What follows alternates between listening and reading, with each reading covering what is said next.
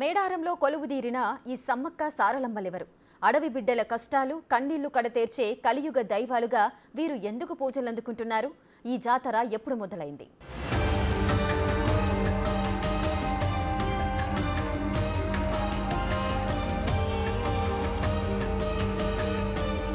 మేడారంలో సమ్మక్క సారలమ్మలు దేవతలుగా మారడానికి దాదాపు 900 సంవత్సరాల చరిత్ర ఉంది. 13వ శతాబ్దంలో నేటి జగిత్యాల జిల్లా ప్రాంతంలోని పొలవాసను పాలించే గిరిజన దొర మేడరాజు. ఈయన ఏకైక కుమార్తె సమ్మక్కను మేనల్లుడైన మేడారం పాలకుడు పగిడిద్దరాజుకిచ్చి వివాహం జరిపించాడు. ఈ దంపతులకు సారలమ్మ, నాగులమ్మ, జంపన్న అనే 3 సంతానం కలిగారు. రాజ్య విస్తరణ కాంక్షతో కాకతీయ ప్రభువైన మొదటి ప్రతాపరుద్రుడు పాలవాసపై దండెత్తాడు. ఆయన దాడికి తట్టుకోలేక మేడరాజు మేడారం పారిపోయి అజ్ఞాతవాసం గడుపుతుంటాడు. అదే సమయంలో మేడారంని పాలించే కోయరాజైన పగిడిద్దరాజు కాకతీయుల సామంతునిగా ఉంటూ కరువు కాటక పరిస్థితుల కారణంగా కప్పం కట్టలేకపోతాడు. పగిడిద్దరాజు కప్పం కట్టకపోవడం, మేడరాజుకు ఆశ్రయం కల్పించడం ప్రతాపరుద్రునికి కోపం తెప్పించింది. కాకతీయ సార్వభౌమునికి వ్యతిరేకంగా కోయ గిరిజనులలో తిరుగుబాటుకు ఉసిగొల్పి రాజ్యాధికారాన్ని ధిక్కరిస్తున్నాడనే కారణంతో ప్రతాపరుద్రుడు పగిడిద్దరాజుపై ఆగ్రహం వ్యక్తం చేస్తాడు. వెంటనే పగిడిద్దరాజును అణిచివేయడానికి తన ప్రధానమంత్రి యుగంధరుడితో సహా మాఘశుద్ధ పౌర్ణమి రోజున మేడారంపై దండెత్తుతాడు. కాకతీయ సేనలను ఎదిరించడానికి సాంప్రదాయ ఆయుధాలు ధరించి పగిడిద్దరాజు, సమ్మక్క, సారక్క, నాగమ్మ, జంపన్న, గోవిందరాజులు వేర్వేరు ప్రాంతాల నుంచి గెరిల్లా యుద్ధాన్ని ప్రారంభించి వీరోచితంగా పోరాటం చేస్తారు. కానీ సుశిక్షితులైన అపార కాకతీయ సేనల ధాటికి తట్టుకోలేక మేడరాజు, పగిడిద్దరాజు, సారలమ్మ, నాగులమ్మ, గోవిందరాజులు యుద్ధంలో మరణిస్తారు.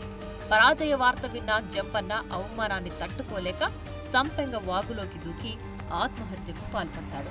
అప్పటి నుంచి సంపెంగ వాగు జంపన్న వాగుగా ప్రసిద్ధికెక్కింది.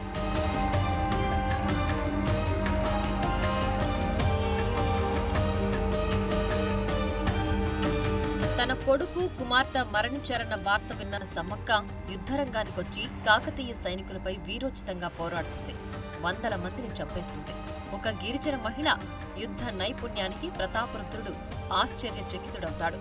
ఇక ఓటమి తప్పదని భావించిన ఓ కాకతీయ సైనికుడు దొంగచాటుగా సమ్మక్కను బల్లెంతో వెనుకరించి పొడవడంతో మేడారం గ్రామానికి ఈశాన్యంలో ఉన్న చిలకలగుట్టకు వెళ్లి గుట్ట మలుపు తిరిగిన తర్వాత అదృశ్యమవుతుంది. సమ్మక్కను వెతుక్కుంటూ వెళ్లిన అనుచరులకు ఆమె జాడ కనిపించదు. కానీ ఆ దట్టమైన అటవీ ప్రాంతంలో ఒక చెట్టు కింద పుట్ట దగ్గర పసుపు కుంకుమలు గల భరణ దొరుకుతుంది. అంతేకాక శత్రుసేనలు రాజ్యాన్ని కుట్రతోనే జయించారని, వీరోచితంగా కాదని, 2 ఏళ్లకోసారి భక్తి శ్రద్ధలతో తనను పూజిస్తే భక్తుల కోరికలు తీరుస్తాననే సమ్మక్క మాటలు ఆకాశవాణిగా వినిపిస్తాయి. ఆ తర్వాత తప్పు తెలుసుకున్న కాకతీయ రాజులు సమ్మక్క భక్తులుగా మారిపోతారు. ఆ ప్రాంతంలోని గిరిజనులపై పన్నులు ఎత్తివేసి సమ్మక్క సారలమ్మ జాతరను ఘనంగా నిర్వహించాలని ఆదేశాలు చేస్తారు. తమకు లభించిన పసుపు కుంకుమ భరణలని సమ్మక్కగా భావించి అప్పటి నుంచి ప్రతి 2 ఏళ్లకోసారి మాఘశుద్ధ పౌర్ణమి రోజున సమ్మక్క సారలమ్మ జాతరను అత్యంత భక్తి శ్రద్ధలతో జరుపుకోవడం ప్రారంభించారు.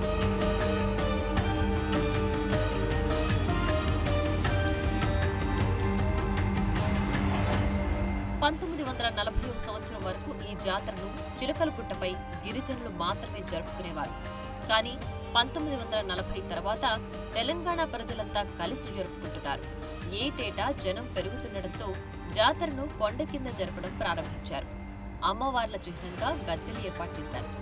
ఈ గద్దెలపైకి జాతర రోజు అమ్మవార్ల ప్రతిరూపాలుగా ఉన్న కుంకుమ భరణలను తీసుకొస్తారు. కోయ గిరిజనుల ఉనికి కోసం పోరు సల్పిన సమ్మక్క సారలమ్మ జాతర క్రీస్తు శకం 1260 నుంచి 1320 వరకు ఓరుగల్లును పాలించిన కాకతీయ రాజు ప్రతాపరుద్రుని కాలం నుంచే కొనసాగుతున్నట్లు స్థల పురాణాలు తెలుపుతున్నాయి. వంశపారపర్యంగా వస్తున్న గిరిజనులే ఇక్కడ పూజారులుగా కొనసాగుతున్నారు.